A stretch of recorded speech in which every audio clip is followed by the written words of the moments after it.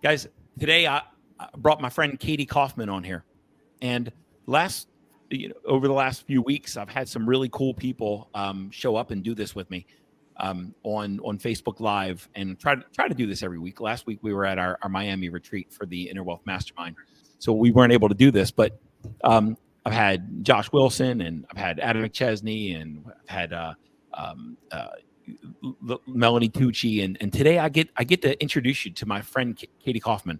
Now, Katie and I met, and me and her husband Ryan met a few years ago, and we did some work together. And now people are starting to join. Hey, everybody! As you join, throw your name and where you're from, where you're watching from. Throw it in the comments. Let us see who we're talking to. But I met Katie and her husband Ryan a few years ago, and we started doing some work together. And they have a construction business, and it's an awesome business, and they're great. They're great owners, and they do a lot of awesome work. But when we met, I noticed something about Katie. Katie was she was selfless. Now, I'm not saying that she was selfless from in a good, healthy way. What I'm saying is that Katie put everybody's needs and wants ahead of her own. Katie showed up with everybody to serve them and to help them achieve what they wanted to achieve, but oftentimes it was at her own expense. And what I noticed is that she wanted to know what you wanted so she could build her life around it, and she could rearrange her life to try to make yours better at her own expense. And some of the work that Katie and I did was, you need to cut that shit out.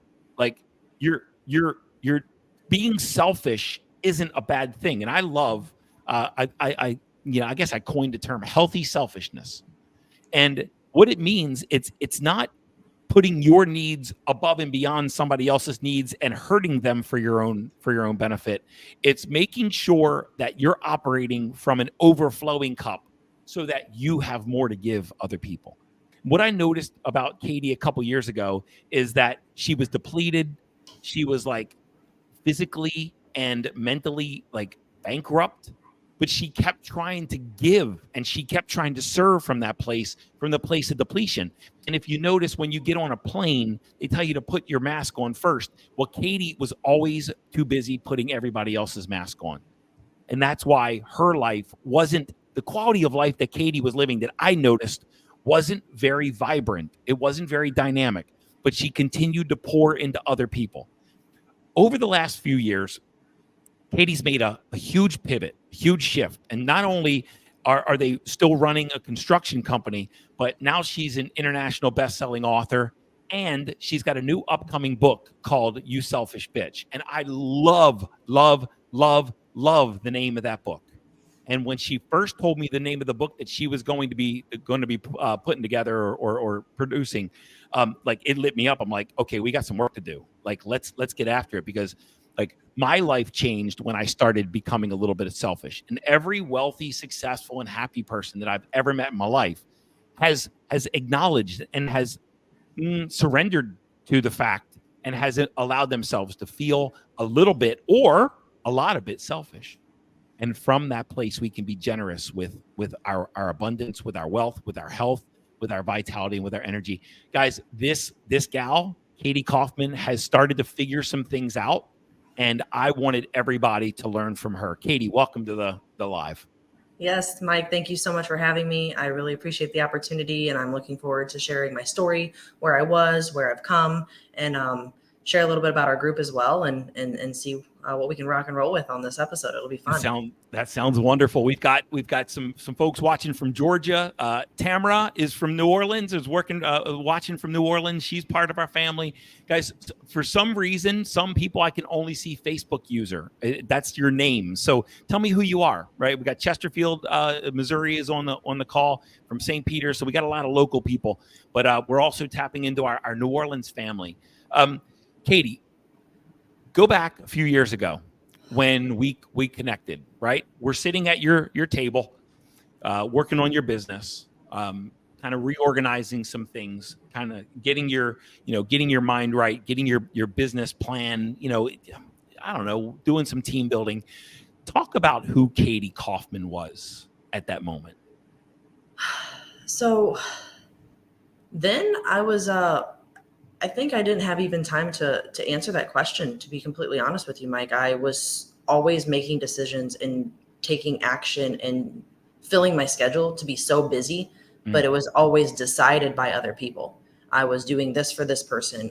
I was never the main priority of the own decision making that I was filling my schedule with on what I was doing and where I was at. Obligations always were that of other people's. So I wasn't in a miserable place. Like, I wasn't horrible, but it wasn't for me. And so every single decision that I was making, I was pushing myself to the brink every day to make sure I was pushing where I needed to for the construction company and being where I needed to do for the kids. And there was nothing in my schedule just solely for me. And I was just, every single thing, every single day was for somebody else. It was just, I had to do what I had to do. That was the mentality that I lived with every single day. I was the person everybody else could count on. Sure. But it was weird that the one person I kept leaving out was myself. Yeah. Yeah. So you've got a husband. How many kids do you have? 3. How many furry kids do you have? 5. 5. Holy cow. So you've got one husband, thank God. You got a couple kids, you got a whole herd of animals, you've got a construction business, and you showed up to make all of their lives better. Is that true? Yes. Now, what benefit, and I'm saying this, we're going to extract some good stuff. What benefit at that point did you have and this answer might not be obvious, but what benefit did you derive from serving everybody else's needs above and beyond your own? And there was a benefit, believe it or not. What was that benefit? Making them happy. I showed up every day and my kids were taken care of. My husband was taken care of. The business was taken care of. So I would be able to, what felt like check mark off everything that I had to do that day. And which led to like a really overall sense of just making sure everybody around me was happy and that I felt accomplished in the tasks I was doing. Yeah. And I think that's what I've learned the most of watching your journey of moving into being a more selfish person. And me, it's like we form an identity almost around being a steward for everybody else, a sacrificial lamb, a martyr. It's like a source of pride almost that we're willing to sacrifice and cause ourselves pain for the benefit of other people. And this is when we go back and when we really unpack this is from shame. This is an aspect of shame where we feel there's something wrong with us and our value is making other people's lives better. And we derive some source of pride when we see everybody else getting better. And like we almost sometimes when we're in that state, Katie, we celebrate the fact that we have nothing left to give because we've given it all. Can you see that? Can you connect with that? I can. Yeah. What shifted? It was around 2021. I started really, honestly, it was the first time we went to just a seminar. That was probably the first time in the entire 10 years, give or take, that Ryan and I had been together that we went someplace with the sole intention on just pouring into ourselves. I couldn't remember the last time we've ever done anything like that. And one seminar, one event made you realize that, it brings to light the emptiness that chaos and that constant scheduling kind of keeps you hidden from confronting. I realized I wasn't necessarily unhappy, but I wasn't happy. There felt like there was something missing. There felt like a control component, that I didn't have control over anything, though I was controlling everything that was happening. Like you say all the time, I was where I was because of my own actions, and I took full accountability for that, but then trying to unpack how you got there. And so when I started that, it was kind of a chain reaction. We went to an event and then we started looking at other events to go to. And we started meeting like-minded people for the first time in a very, very long time. We surrounded ourselves. We always call ourselves the black sheeps of the family, but in a good way, of course. And but it was just, we were always around people that didn't get us, or that were, I feel like, consistently keeping us on that cycle of guilt and shame and how dare you do this, or I remember complete strangers even that we were around guilting us for working so hard because we weren't around our families. Like every single move we made with every right intention had some sort of consequence. Yeah. And left us at night. I remember never being able to lay my head on a pillow at night and be proud of both my personal life, my family life, and my work life. None of one of them was never sufficient for me that day. And that constant unbalance was a really crappy place to be. And when we went to one of the events, it just hit me that it was just a slap in the face that every single decision that I make, not a single one of them had because I want to, because I like it, because I'm going to do whatever the hell I want to do. None of that was ever the reason why. Somebody else or something else was always the main reason for why I was doing what I was doing. And that was a really scary place to be.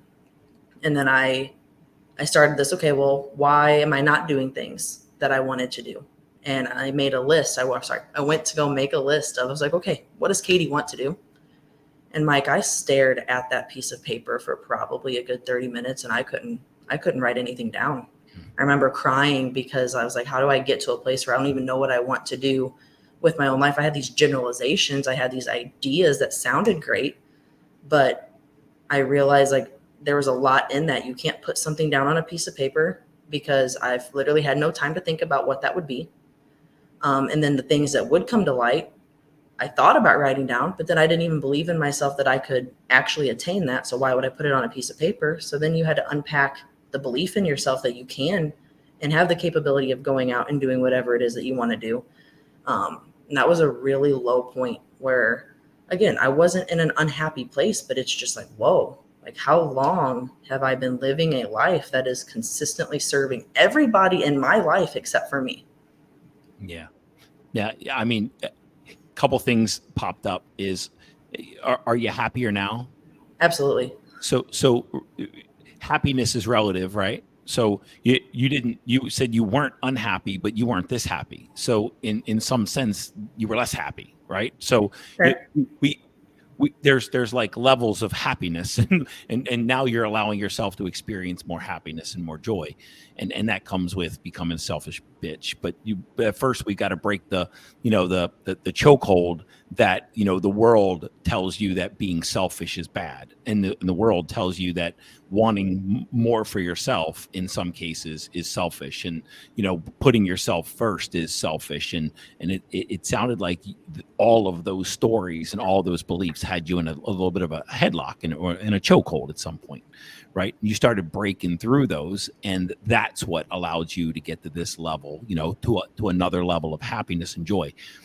I want to share that you are not the first person that I've ever heard say that you looked at a blank sheet of paper and couldn't allow yourself, you wouldn't give yourself permission to want.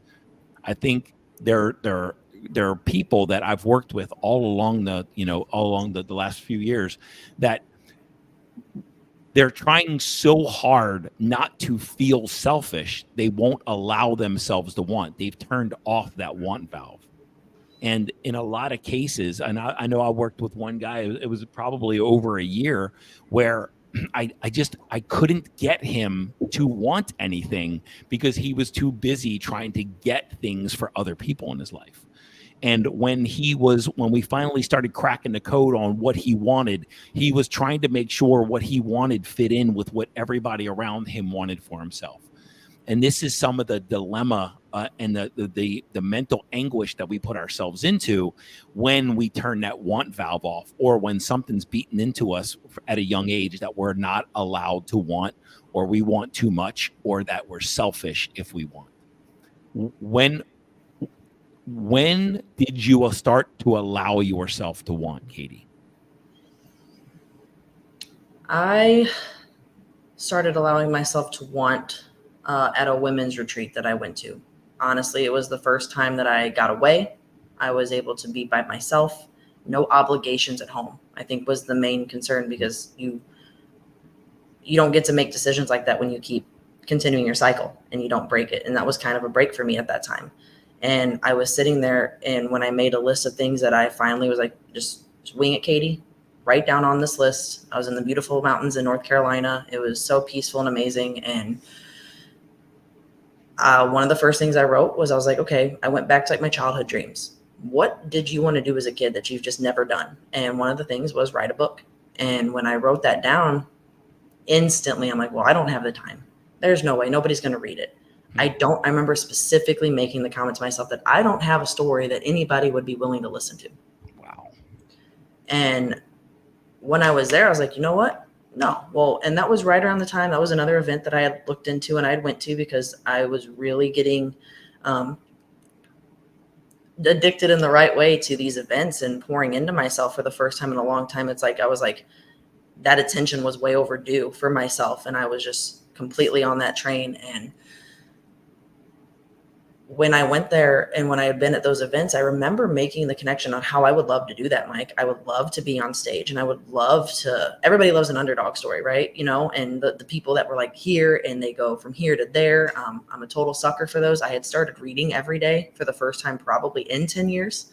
And I was like, here I'm reading all these books. They're keeping me, they're impacting me every single day that I read these. They're keeping me on the straight and narrow. And I'm like, I could do that. I was like, so right then and there, I started outlining ideas for how to write a book or what I would even write about.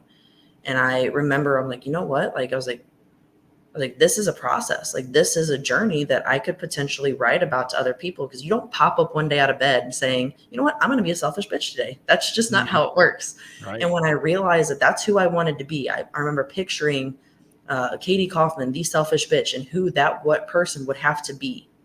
And then backtracking from there on what steps I would have to take to make sure that that person came to light, that the world got to see that version of me that I didn't even. And so I'm like, I immediately started. I'm a very organized person. I like my checklists. If I could do like everything by that, I almost probably would. But I started writing down, like, well, in order to get there, I'd have to do this.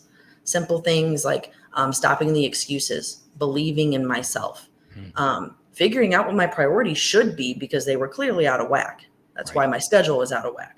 So deciding all these things, I'm like, you know what? I am going to write about these changes as I implement them. Because another thing that I realized is, like, I loved all those underdog stories, but I felt like at that time they were so far away. This is what I did 10 years ago. This is what I did even 5 years ago. And I remember, I'm like, I don't have 5 years to keep living like this. I don't. So, and which is really funny, because inevitably my book ended up becoming my accountability partner. That's powerful. That's super powerful. Talk about that. What does that mean? Your book was your accountability partner. I outlined the person I wanted to be. And I was able to outline and already see for the first time how I was getting in my own way and how I would have to fix those. But I know there's no way in hell that I'm the only person in this world with that same problem. And I'm like, what if I could write, being an organization like nerd, what if I could figure out how to make like a play-by-play and write it as I lived it and write it as I implemented these changes, because I wanted, and then I'm like, how cool would it be to publish a book where I could be like, I am 1 year away from you guys. This is what can happen within one year if you set your mind to it. Because like I said, I didn't have 5 years to keep living the way I was. And I felt like there was always kind of that little bit of a distance between me and the writer of the books I was reading. And I was like, what if that could bring that power to show people that you just got to kind of have a blueprint of where to go and in what direction to go to. And that's inevitably what those events were helping me with as well at that time. Were helping me stay on the straight and narrow. The readings, the events, the coaching, those are always there, because we get off track way too often. Shiny object, obligation. So, no doubt. So listen, in the comments, Aaron Avila said, "You're awesome, Katie." A couple, somebody, and again, it just says Facebook user. Oh, this is such a good conversation. I can relate so much. I don't. That sounds like Kara. Kara's on. I know that. If listen, if this is connecting with you, put some comments in the in the conversation. Like, I want to start having some dialogue. If you have any questions for Katie, throw them in here. Like, engage with us so we can have a dialogue and a conversation. So Katie, you went from and now you were doing more personal, like more personal development stuff and professional development. You're going to these events. Like, did you start, what was some of the first changes that you started making in your life when you started to this transition and this transformation? So the first thing I knew, I needed to get things started. And the reason why I say it that way is because you don't have to have everything in a perfect outline thing, as much as I would have loved it. If I didn't take even one step forward, even if it was nowhere near where I was going to need to be to actually fully publish a book, you got to start somewhere. Yeah.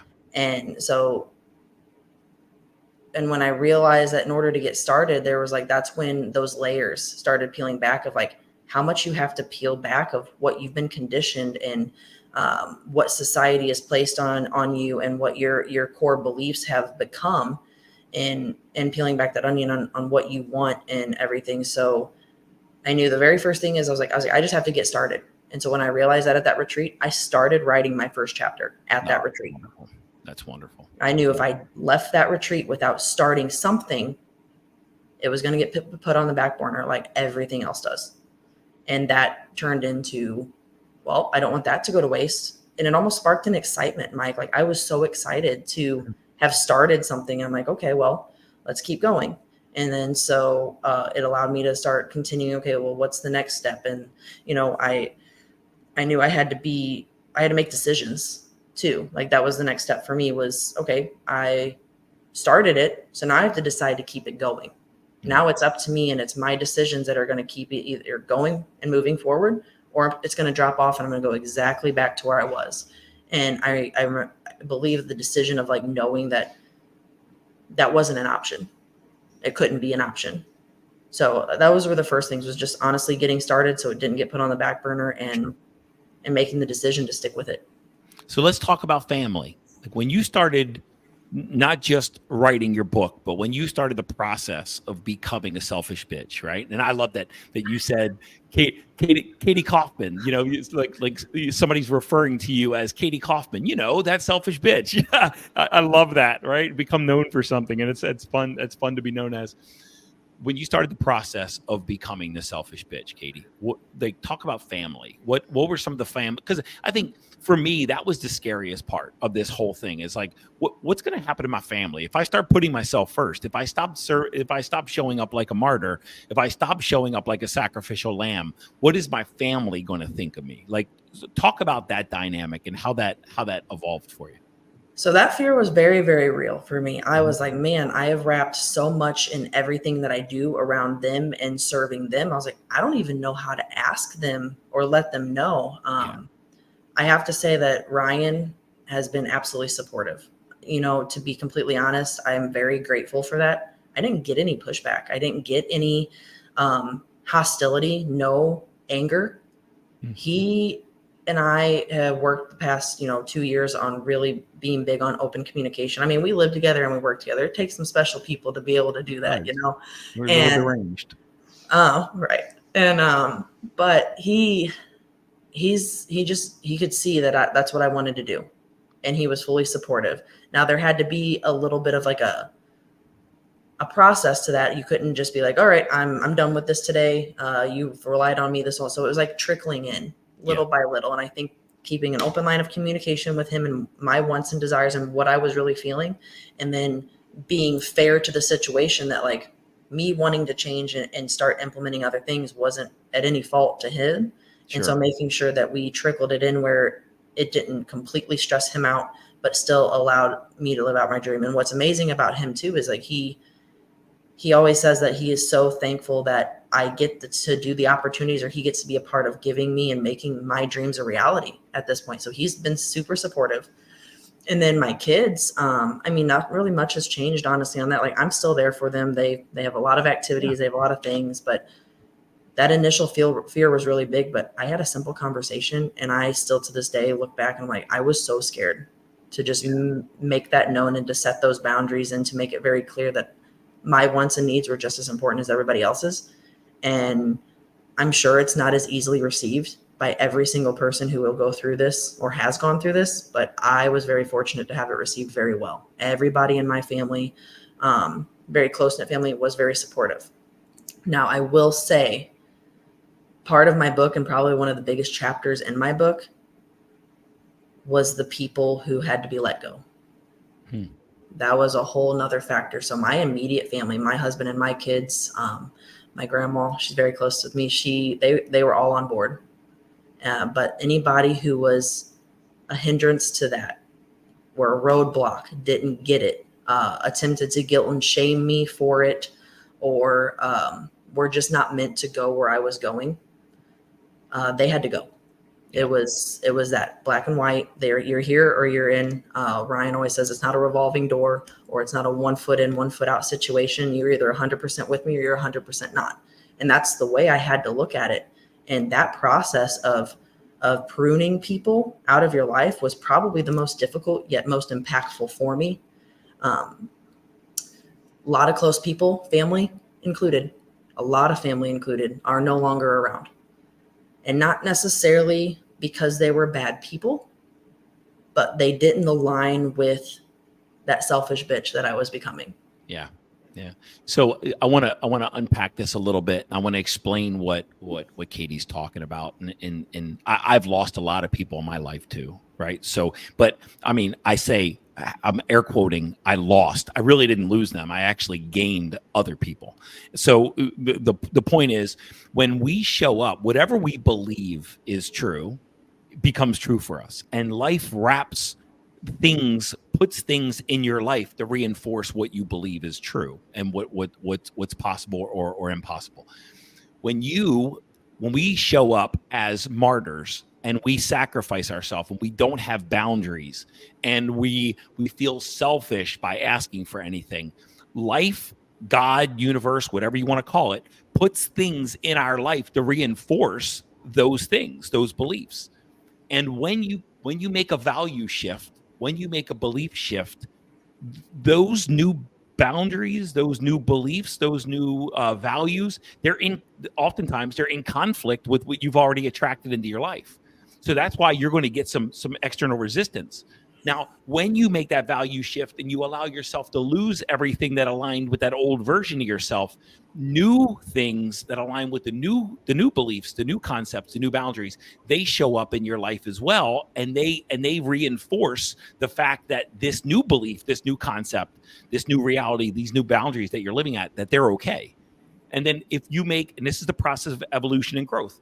And when you make another value shift and you up level into the next belief, now the things that you attracted at that level are sometimes in conflict. And this is how we keep leveling up our lives by leveling up our values. And as we level up our values, the old version of us has to go. So when we tried, and I saw this at our retreat, where there was a guy who was trying to hold on to who he was, and he was trying to become somebody different at the same time. And he was scared to let go of the old version of himself in order to level up, in order to upgrade the circumstances.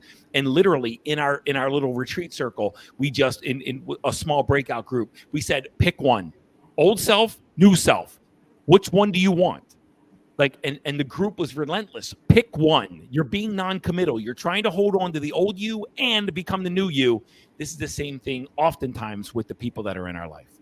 Sometimes we have to lose the old in order for new, higher level, upgraded people, circumstances, and experience to come in. This is what you're sharing. And I applaud you for letting go of the people. I talk about expired relationships. People are in our life for a reason, a season, or a lifetime.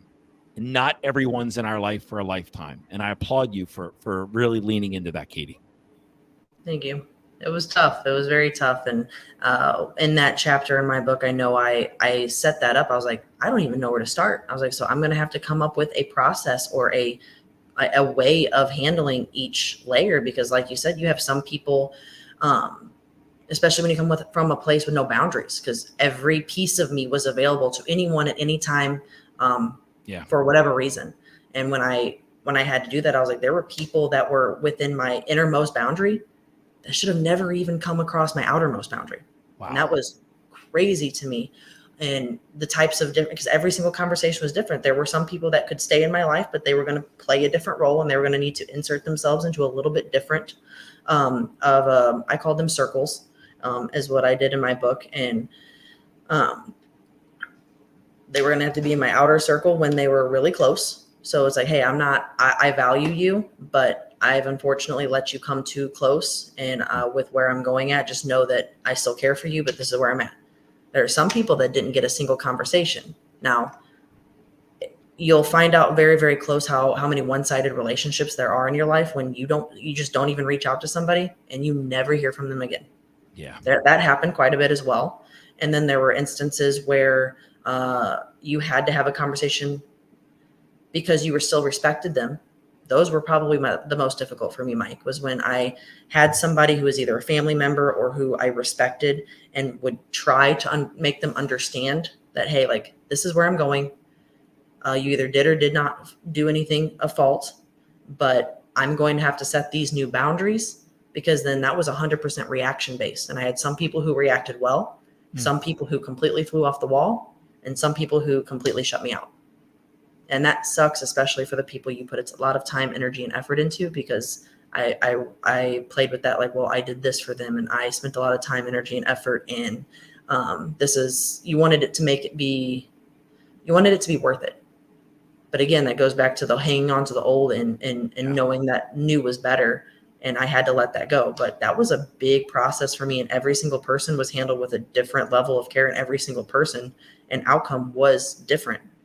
And so that pruning process took me quite a bit of time. Yeah. And I think to say it a different way and to say the same thing and wrap some language around it, we have an emotional capacity. We have a certain amount, a certain emotional capacity.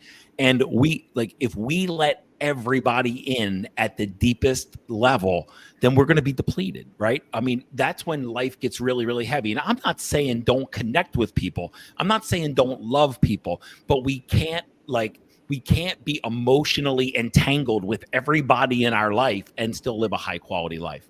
And I know I'm guilty of that, where in this business, when you were a student, when you were a client, it's like I was all in all the time, and I would give all the 24 hours a day, and there was no in my vocabulary. And it was like I was just trying to be all things to all people all the time, because I wanted to make them feel like deeply like family, like they were the number one.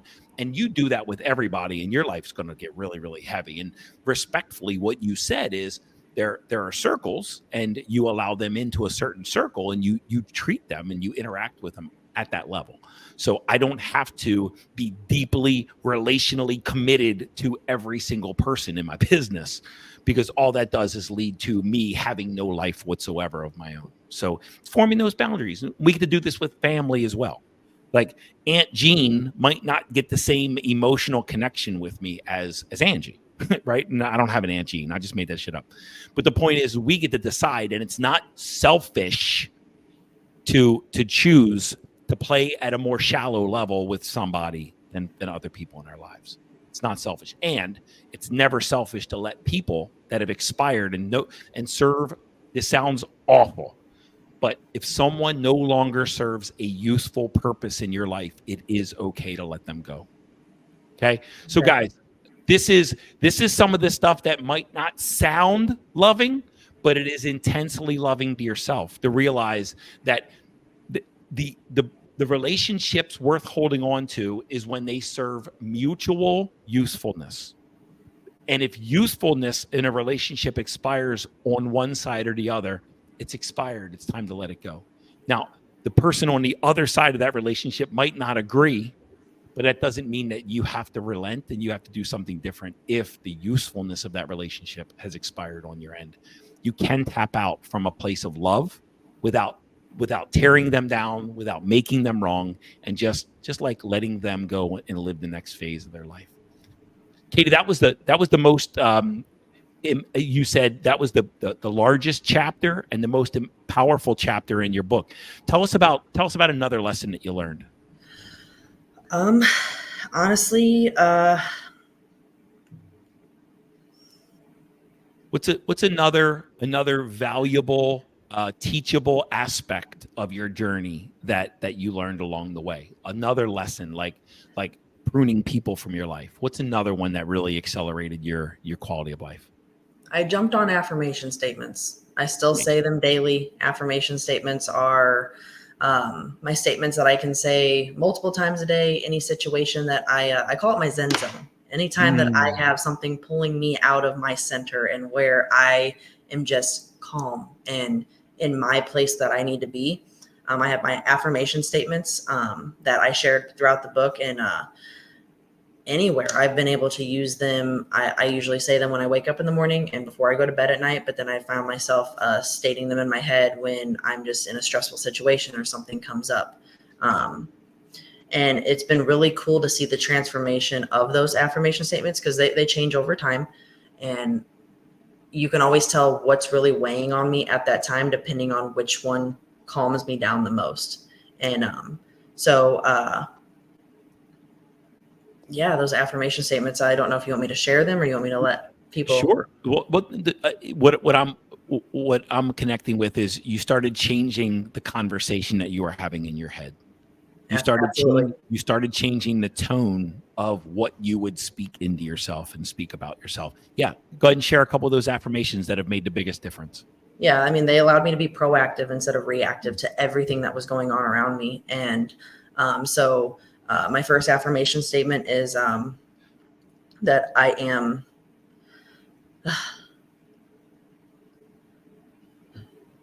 bigger than my problems.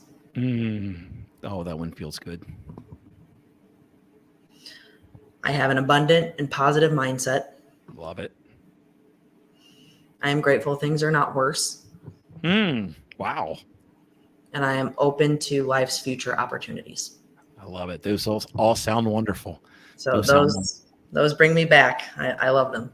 So and that has changed what you experience in your mind by reinforcing that and just continuing to build those affirmation muscles, right? So is that, do you find, and I think you already answered that, do you find that those things are starting to show up, those affirmations are starting to show up like involuntary without you even like needing to force them? Does that make sense?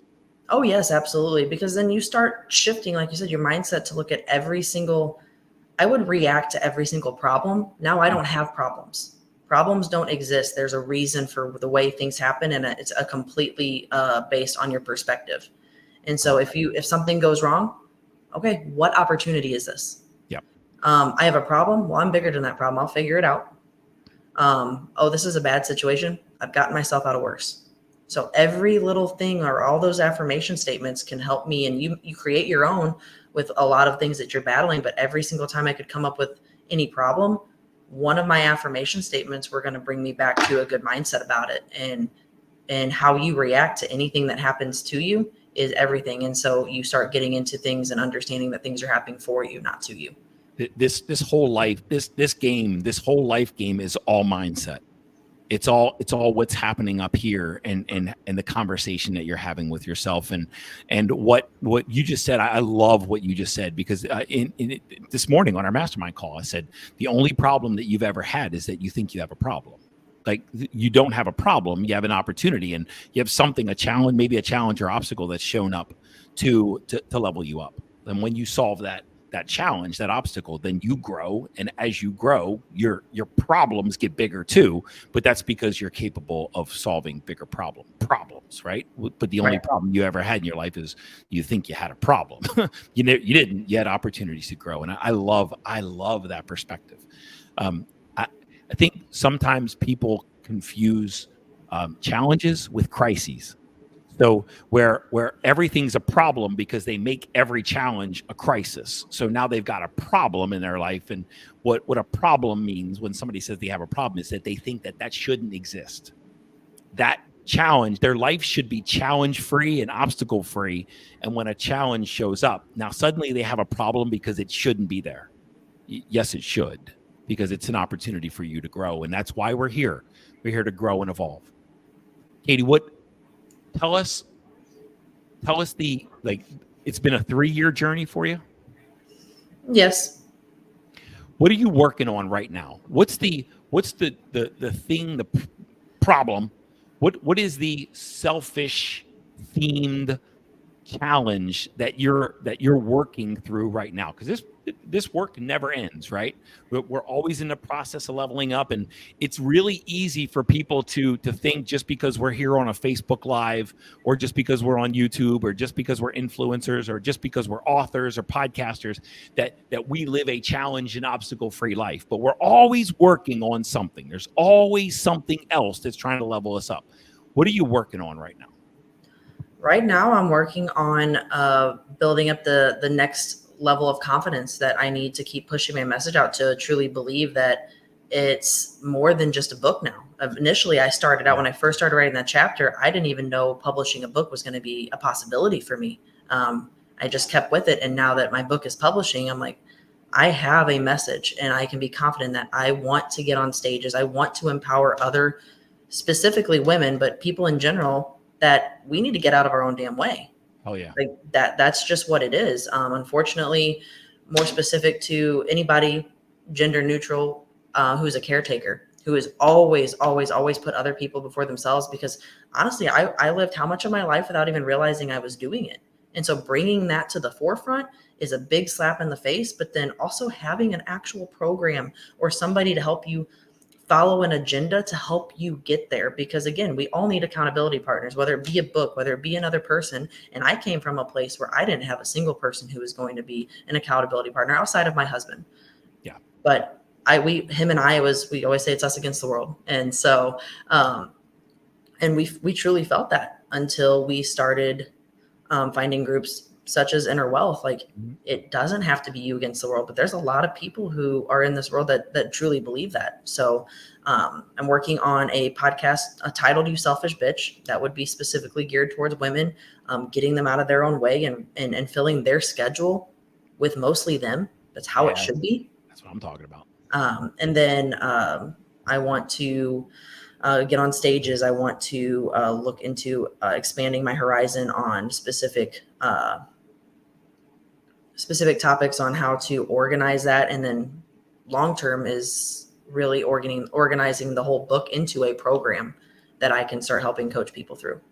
I love that. And I do believe that there are a lot of people, and I'll say women, but there are a lot of people in this world that will benefit from becoming more selfish, realizing that. And it's almost like society has almost deemed wanting something. We started this conversation with this, and we'll bring it to a conclusion with this, and as we wind down here.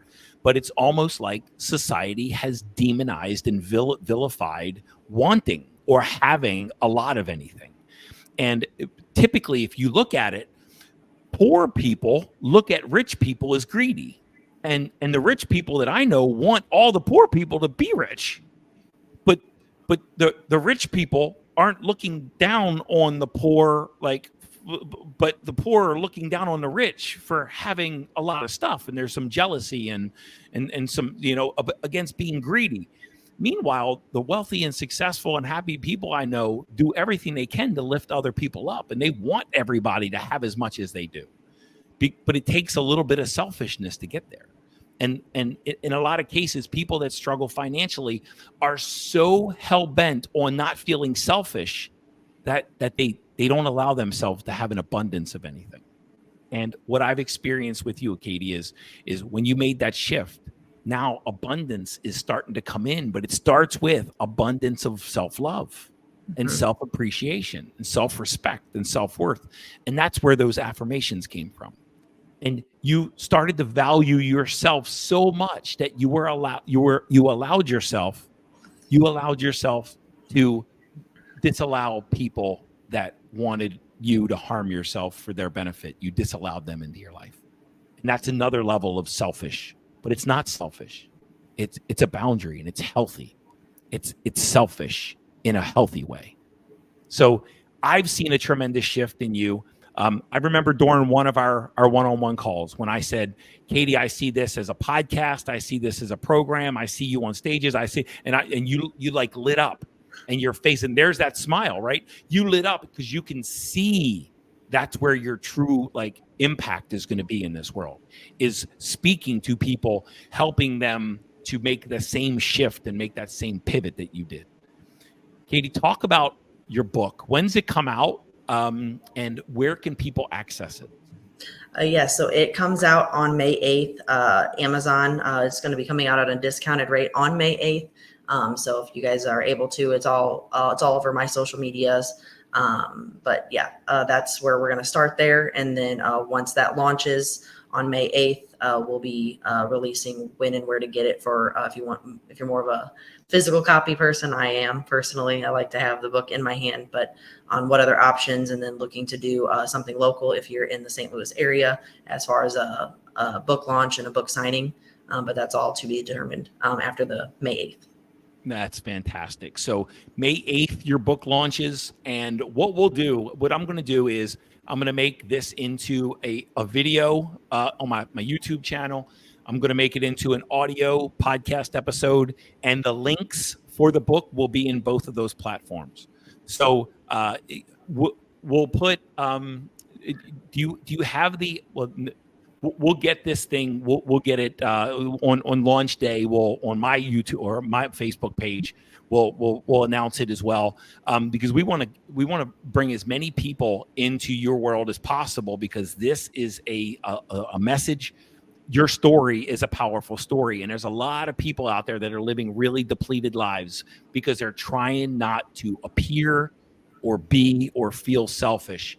But we got to turn that. We got to tune that selfish muscle to allow yourself to put yourself first, to have what you want so you have more to give from. Katie, is there anything that we didn't touch on today that you want to touch on and talk about?